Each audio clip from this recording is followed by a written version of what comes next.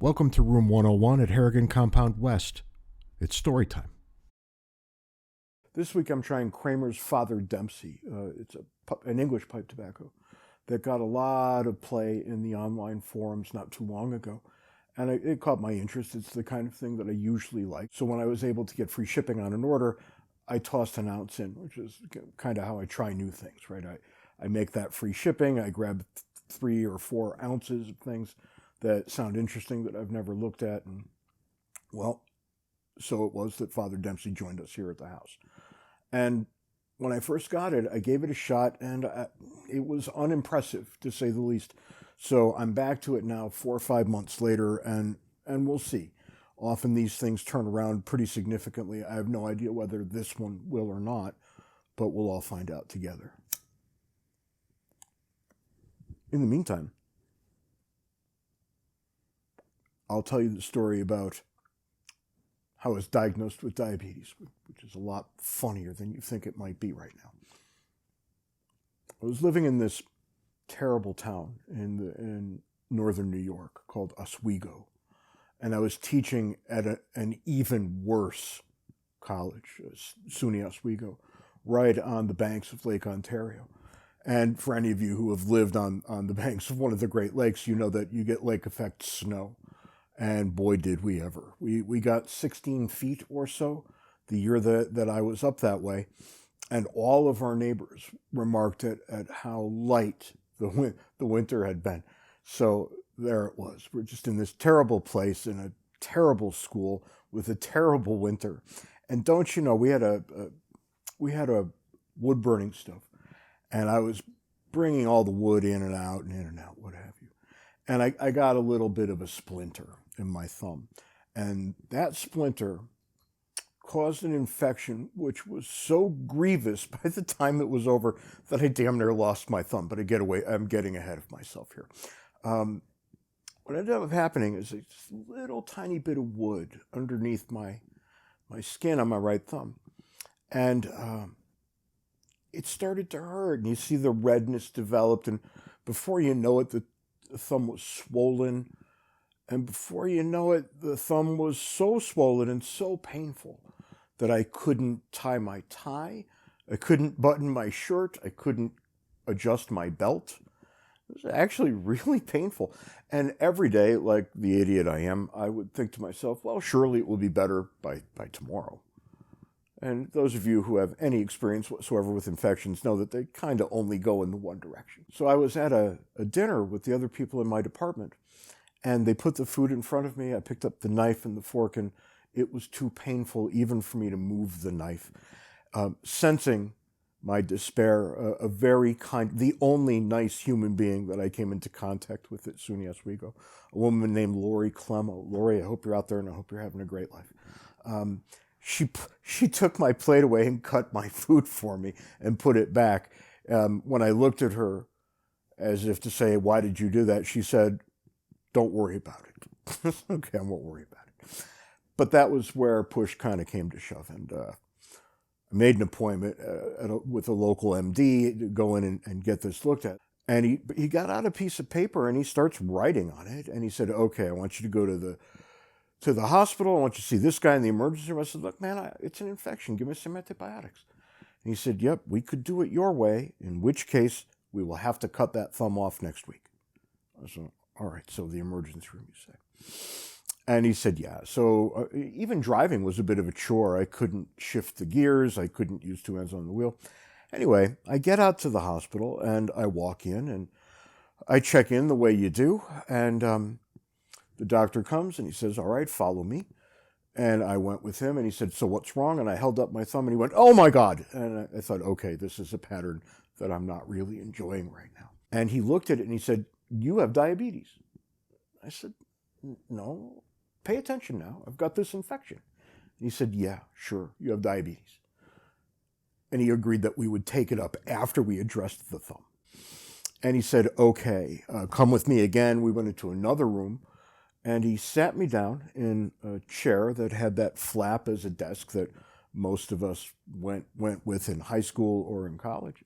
And he said, wait here, I'll be right back. Halfway through the bowl here, It's kind of boring, I got to say. It's just not exciting. There's no zip to it. There's no zing to it.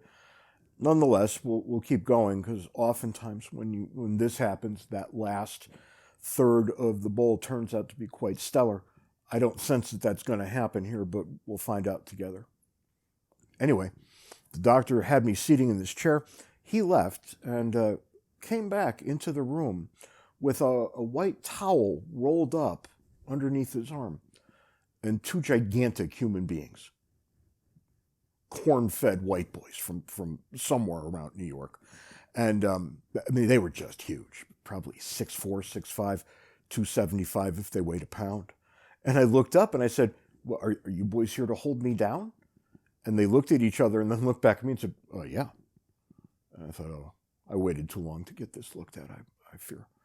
And they grabbed my arm and they put it on the desk with the thumb sticking up a little bit. They brought out an aerosol can and they sprayed it, and it was like cold in a can, and it was supposed to numb my hand. The fact that I used supposed to in there, it should indicate to you that it didn't quite work out that way. Anyway, one of the big guys got on each of my shoulders, and the doctor stood dead center in front of me, and he unrolled the towel, and inside were a bunch of scalpels.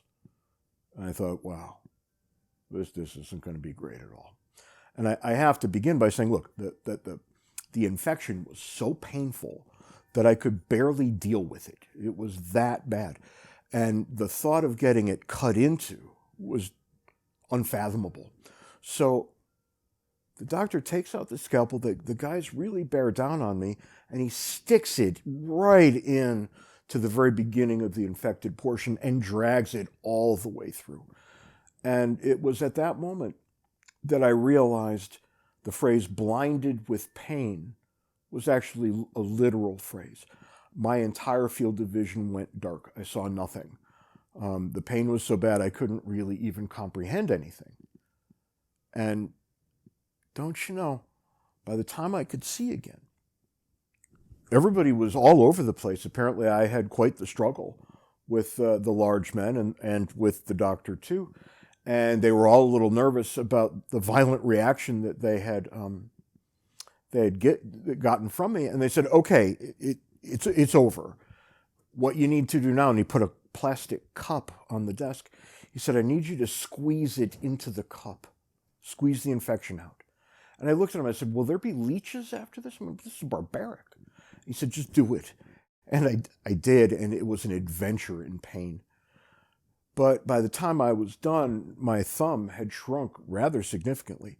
It was bad enough that in the scheme of things, my right thumb became forever misshapen. It's not the same as my left thumb. Hey guys, so this is me editing this video. I asked him to show off his misshapen thumbs and he said no. So sorry, but you can't say I didn't try. Anyway, they stitched me back up, and that was that. I had to drive home, which was really quite painful, but what can you do? There were small children at the house. It wasn't like anybody had free time.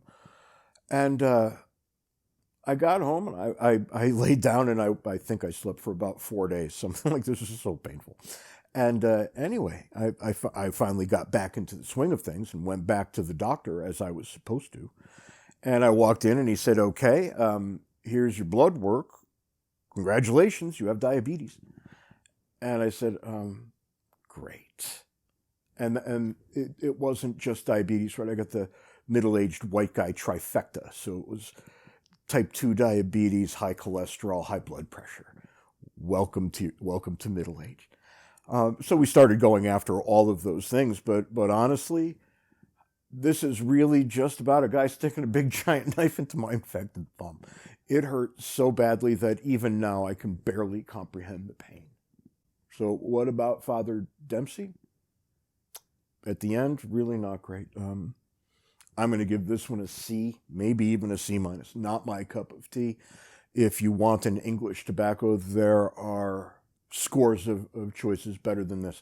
I don't really understand why or how the nice online people all rallied around this blend the day I happened to be reading a bunch of reviews. But I think they're wrong to do so. I guess each to his own in matters of taste. but this just doesn't taste that good. I won't be back. And I'm starting to think what I need to do is bundle up all of these C minus tobaccos and start giving them away as door prizes. So let me know what you think of that. I'll see you next week. Harrigan spells Harrigan. Proud of all the Irish blood that's in me. Devil a man can say a My word time in against Oswego me. was interesting. It was an open enrollment university, which means anybody could attend. There was no admissions policy to speak of. And that had exactly the effect you might think. That top 5% of the students I had there were ungodly good. They were, and you notice this after you start teaching, that the top 5% of your students are going to be the top 5% of any institution. It's what happens after that top 5% that makes it so interesting, because there really wasn't a whole lot of middle ground. It was the top 5%, and then it was maybe 15 or so percent after that. And then 80% of the people who went there really should have found some sort of alternate career path, because they weren't drawing, let's say, the lessons of college from their college experience. Be that as it may, teaching there was actually not a terrible thing. I enjoyed the students. I still keep in touch with a good number of them, and I might keep in touch with more of my Oswego students by percentage than any of the other places I ever worked. So there you go. What made the job so horrible were the ungodly stupid colleagues I was forced to deal with. They were unbelievably dumb. So dumb that you wonder how they found their way home from work at the end of the day. Did they leave breadcrumbs or something like this? And here's the coup de grace. They didn't really care for me there. I had applied for the job on a permanent basis. And one day the department chair pulled me into his office and said, yeah, you're not going to get the job here. I said, well, that's great. He said, you've done a good job, though. And I said, really? Because if I've done a good job, I probably would have gotten the job permanently. And he looked at me as if he had no idea what to say. And later I learned, and this is the kind of thing that only academics would pull. Later I learned that they went with no one. They closed down the search, so I was worse than no one. What can you do? I hope that they're all still living in Oswego as miserable as they ever were.